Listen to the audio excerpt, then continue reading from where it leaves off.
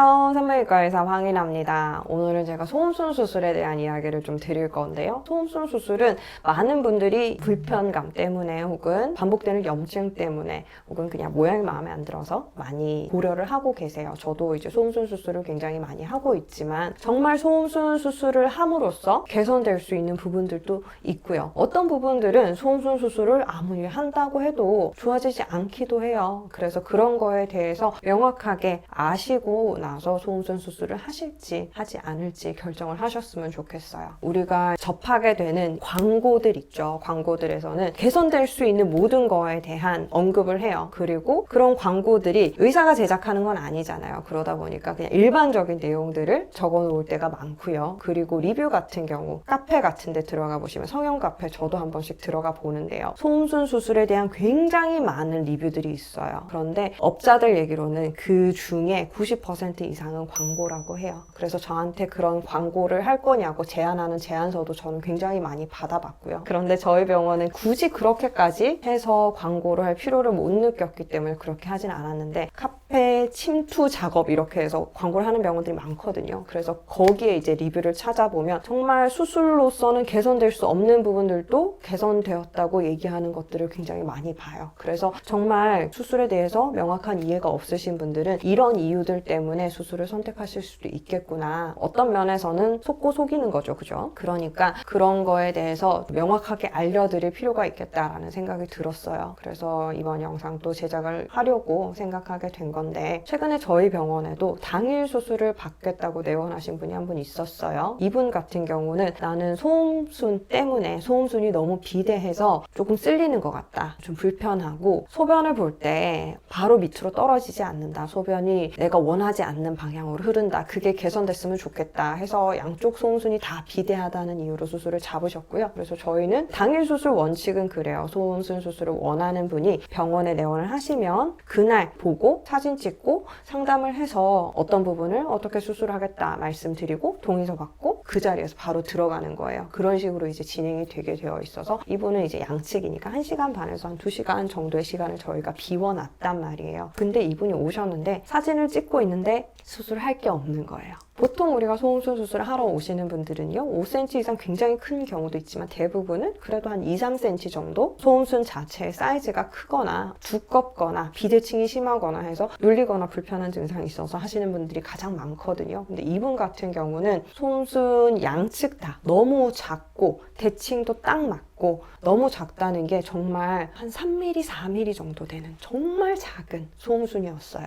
그런데 이분은 그냥 내가 뭔가 불편감이 느껴지고 소변이 내가 원하는 방향대로 나오지 않으니까 내 소음순이 비대하다, 내 소음순이 잘못됐다라고 생각을 하신 거예요. 그래서 수술까지 이미 결심을 하시고 한 번도 자기 소음순을 보시진 않은 거예요. 그런데 내 소음순에 틀림없이 문제가 있겠지, 그걸 수술로 해결할 수 있겠지 하고 찾아오신 거예요. 그래서 저는 어떤 면에서는 당황스럽기도 하고요. 그리고 이분을 위해서 시간을 다 비워놨잖아요. 그래서 이거 어떡하지? 라는 생각도 들고 그랬어요. 그렇지만 너무 이제 작은 소음순을 갖고 있는 분을 수술을 할 수는 없잖아요. 양심이 있잖아요. 그죠? 그리고 이 수술을 통해서 이분의 불편한 부분들, 불만으로 가지고 있는 부분들이 개선될 것도 아니었어요. 왜냐하면 대음순도 충분히 커서요. 3-4mm 정도 되는 소음순은 완전히 대음순 속에 숨겨지는 형태였고요. 소변을 볼 때 옆으로 튀는 거는요. 이분이 소음순이 커서 튀는 게 아니고 성경험도 별로 없으시고 질입구가 별로 열려 있지 않아요. 그리고 대음순도 충분히 크기 때문에 소변이 나오는 길이 당연히 피부 쪽을 타고 그럴 수밖에 없는 구조. 그랬기 때문에 그런 증상이 생기는 거였거든요. 근데 그게 나쁜 게 아니에요. 소음순 얘기를 워낙에 이게 이슈가 되다 보니까 소변이 내가 원하는 방향대로 나오지 않는 게 문제라고 생각하시는 분들이 많은데요. 대부분의 아이를 낳은 적이 없는 여성들은 그렇게 소변이 나올 수 있어요. 그거에 대해서 이상하게 생각하거나 의아하게 생각하실 필요가 전혀 없는데도 불구하고 이건 이상한 거야. 나는 소변이 조금 타고 흐르는 것 같아. 리뷰를 많이 보셨겠죠. 그래서 그런 것들이 좋아질 걸 기대해서 병원에 오신 거죠. 그런데 아무 문제가 없으니까 제가 소음순 수술을 교정할 때 그렇게 짧게 수술하지도 않거든요. 저는 일반적으로 2-3cm 되는 소음순을 한 8mm, 7mm 요 정도 교정을 할 때가 가장 많아요. 그렇기 때문에 너무 짧게 자르는 거는 제 이제 수술하는 그런 목적에도 맞지 않는 거고 그래서 약간은 여유 있는 교정을 하고 있는데 이분 같은 경우는 이미 너무 짧으니까 수술 필요 없습니다. 그리고 이 수술을 한다고 해도 당신이 원하는 이런 식으로 호전이 되지 않을 거고 이런 증상들이 달라지지 않을 거예요. 말씀드리고 그냥 솔직하게 말씀을 드렸죠. 사실 이분이 수술로 인해서 볼 수 있는 이득이 없다 이랬을 때는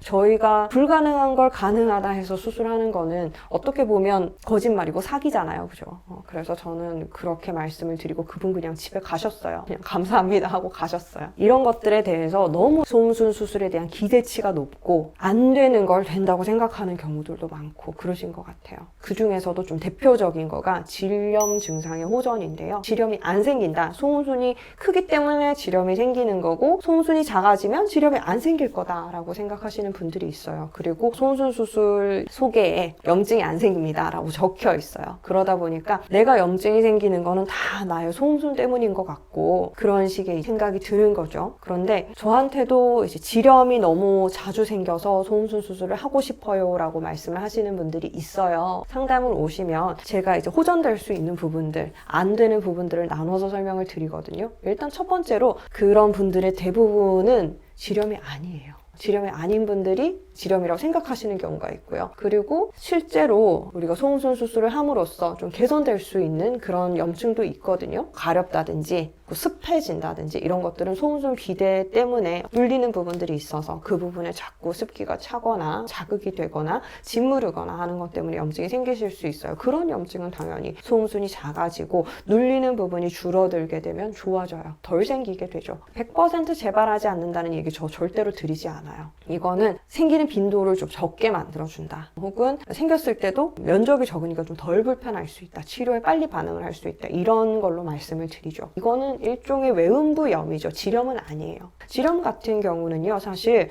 아이들도 생겨요. 아이들이 뭐 소음순이 커봤자 얼마나 크겠어요. 그죠? 그런 막혀있는 것들, 소음순 때문에 자극이 되는 것들, 이것 때문에 질염이 생기는 게 절대로 아니고요.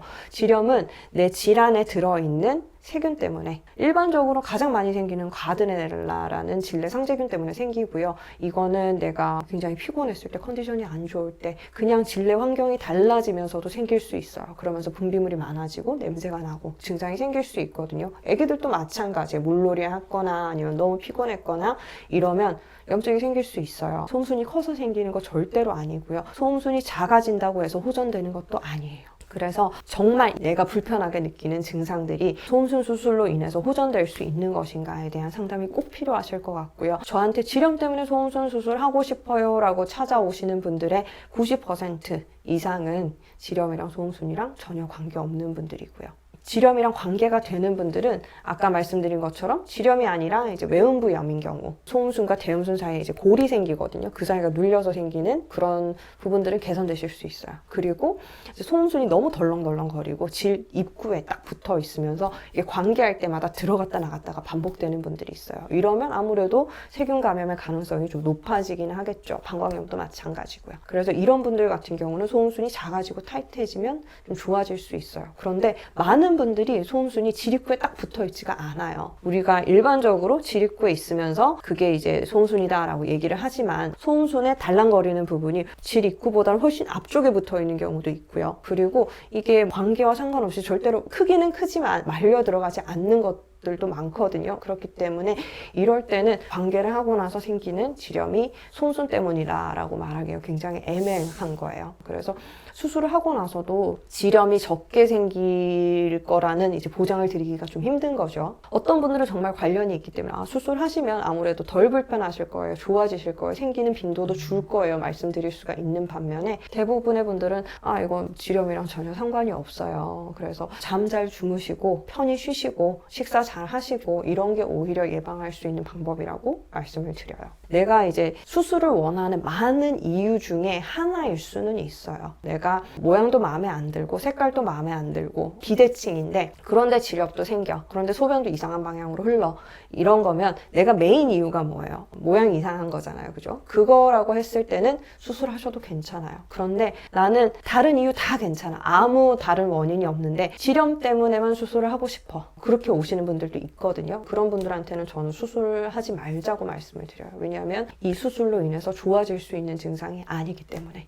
그래도 저는 수술을 원해요. 뭐 하실 수는 있겠죠. 그렇지만 지렴이 좋아지지 않을 거라는 걸 알고 하시는 거랑 내가 이것만 하면 지렴이 좋아질 거다, 다시는 생기지 않을 거다라는 기대를 가지고 하는 거랑은 차이가 나죠. 그래서 이런 지렴에 대한 기대, 소변이 똑바른 방향으로, 내가 원하는 방향으로 흐를 수 있을 거라는 기대, 이거는 도움이 될 수도 있고 아닐 수도 있다 정도로 생각을 하셔야 되지, 이게 완전히 좋아질 거라고 생각하고 수술하시는 건 뭔가 맞지는 않아요. 소음수 수술에 대한 기대가 굉장히 높아지면서 정말 편지를, 자기 원하는 거에 대한 편지를 막 써가지고 오시는 분들이 있어요. 1mm의 오차도 없이 잘 맞아서 내 소변이 항상 똑바른 방향으로 나왔으면 좋겠다라고 이제 편지를 써오신 분도 있었어요. 그런데 이거 불가능합니다. 저는 수술 안 할게요 말씀드렸어요. 근데 그분도 거기에 대해서 결국에는 좀 이해를 하시고, 그거에 대해서 호전이 되지 않아도 좋으니까 이거가 된다면 그냥 해주세요 라고 수술을 진행을 하셨고요. 그 이후에는 만족도가 굉장히 높아요. 비현실적인 기대를 가지고 수술을 받으시는 것보다 이게 될 수 있는 거랑 되지 않는 거에 대해서 명확하게 인지를 하시고 수술을 받는 게 아무래도 더 좋은 만족도를 얻을 수 있는 방법이라고 생각을 해요. 그래서 소음순 수술 유행하면서 너도 나도 하려고 하고 있는데요. 이게 정말 현실적으로 내가 불편하게 생각하는 증상에 맞는 수술인지 한 번 더 생각을 해보셨으면 좋겠어요. 오늘 영상도 봐주셔서 감사합니다. 다음 시간에 또 뵐게요. 바이바이.